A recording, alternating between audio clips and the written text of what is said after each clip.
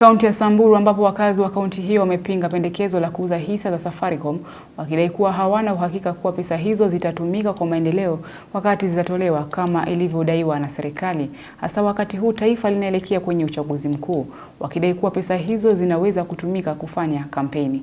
Aidha, wakazi wa kaunti ya Kajiado wameonekana kuunga mkono uuzaji wa hisa, wakisema kuwa uuzaji huo utanufaisha taifa la Kenya na kuliondoa kwenye lindi la madeni. Are we going to sell in future to fund government projects if every day we are selling government assets? Then number 4, has the government explored all other possible funding mechanisms so that this is the only option to fund the project? Ningeomba ya kwamba kabla tupitishe uzaji wa share hizi, kuna watu ambao walikula pesa ya NYS, kuna watu walikula ya Eurobond, kuna watu tunajua ya kwamba saizi wanajulikana na corruption.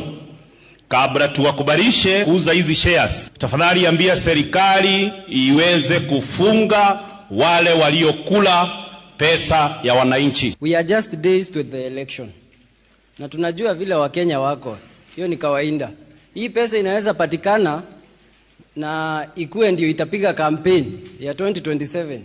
Sasa sisi kama mwananchi tutabaki wapi? Hiyo Safaricom iuswe ndio sisi wananchi wa Kenya mzima tuwe tupate barabara, tupate maji, tupate hospitali na tuache kukopa deni ya kila siku kwa sababu deni inaumiza kila mtu. This is part of raising resources for infrastructure so that our country do not go and kneel down and beg IMF, World Bank and other institutions to ask for money to develop their country.